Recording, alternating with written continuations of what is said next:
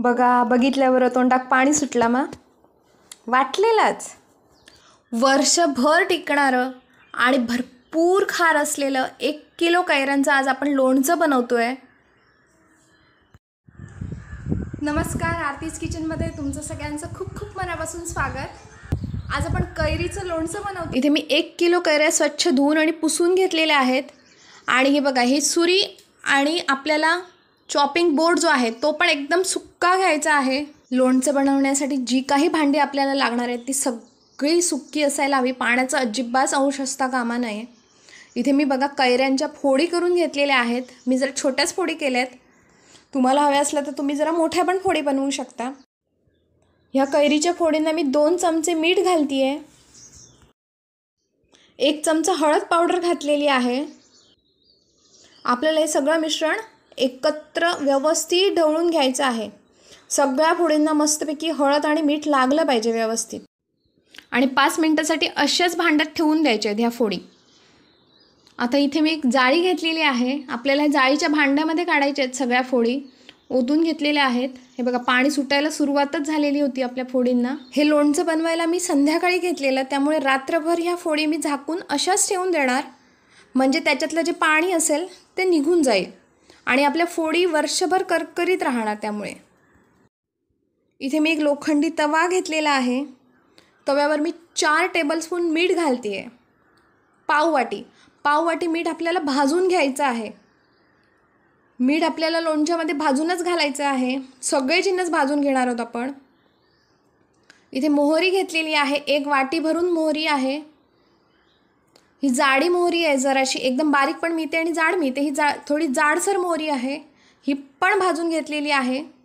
आता आपण मेथी भाजणार आहोत. ही 3 चमचे मेथी घेतलेली आहे आपण भाजून. छानपैकी भाजून घ्यायची. त्याच्यानंतर आपण हिंग भाजणार आहोत. हा 1 चमचा हिंग घेतलेला आहे. हिंग भाजून झाल्यानंतर आता मी इथे एक भांडं घेतलेलं आहे. भांड्यामध्ये 1 वाटी तेल घेतलेलं आहे इथे मी. हे आपल्याला छान गरम झाल्यानंतर आतमध्ये मोहरी घालायची आहे. 1 चमचा मोहरी घातलेली आहे आणि छान तडतडली पाहिजे मोहरी. आणि मी आतमध्ये आता 1 चमचा हिंग घातलेला आहे. हिंग घातल्यावर लगेच झाकण ठेवायचं आहे. आणि बघा, आता थंड झालेली आहे थोडी फोडणी आपली, पण एकदम थंडगार करून घ्यायची आहे. त्यामुळे आपण ती बाजूला ठेवून दिलेली आहे. आता आपल्या फोडी बघूया आपण रात्रभर ठेवलेल्या त्या.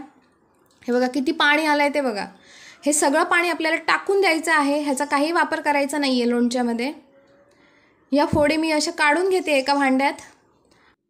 आणि आपण जी मेथी भाजलेली आहे ती आता थंड झालेली आहे एकदम. ती आपण मिक्सरमध्ये बारीक करून घ्यायची आहे. हे बघा, अशा पद्धतीने बारीक करून घेतलेली आहे. ती आपल्याला फोडीवर पूर्ण ओतून घ्यायची आहे सगळी. त्याचप्रमाणे मी मोहरी पण मिक्सरमध्ये बारीक करून घेणार आहे. हे बघा, ही पण फोडीवरच ओतून घ्यायची आहे मोहरी पण. आणि आपण जे मीठ आणि हिंग भाजलेलं ते पण घालून घ्यायचं आहे. आणि मी इथे अर्धा कप मिरची पावडर घेतलेली आहे. ह्याच्यामध्ये माझे काश्मीरी मिरची, बेडगी, संकेश्वरी आणि पांडी सगळं मिक्स आहे. त्यामुळे मी काश्मीरी मिरची वेगळी घालणार नाही आहे. तुमच्या मिरची पावडरमध्ये काश्मीरी मिरची नसेल तर तुम्ही वेगळी काश्मीरी मिरची पावडर घालू शकता. पण टोटल सगळी अर्धा कप मिरची पावडर घेतलेली आहे. आणि हे जे तेल मगाशी आपण गरम केलेलं ना, ते एकदम थंडगार झाल्यानंतर आपण त्या फोडीवर ओतणार आहोत. आणि व्यवस्थित असं ढवळून ढवळून एकजीव करून घ्यायचं आहे लोणचं आपल्याला.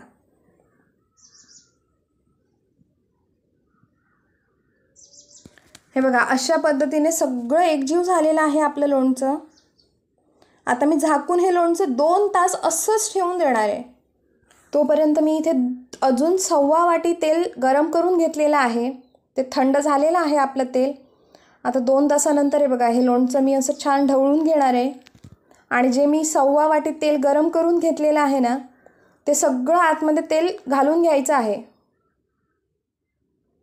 हे बघा किती मस्त दिसतं एकदम. खार पण भरपूर आलेला आहे लोणच्याला.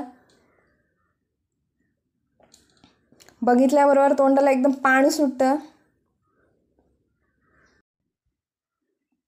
व्यवस्थित असं हे ढवळून घ्यायचं.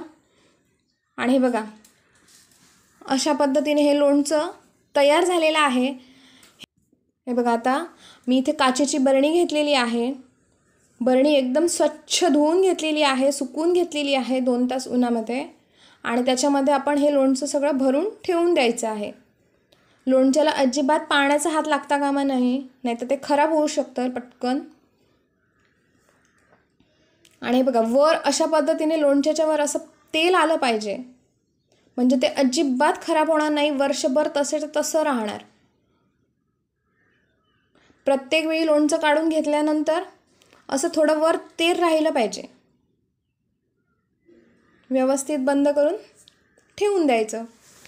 आणि अशा पद्धतीने लोणचं आपलं तयार झालेलं आहे बनवून. तुम्हाला जर का आजची माझी रेसिपी आवडली असेल तर माझ्या चॅनलला लाईक, शेअर आणि सबस्क्राईब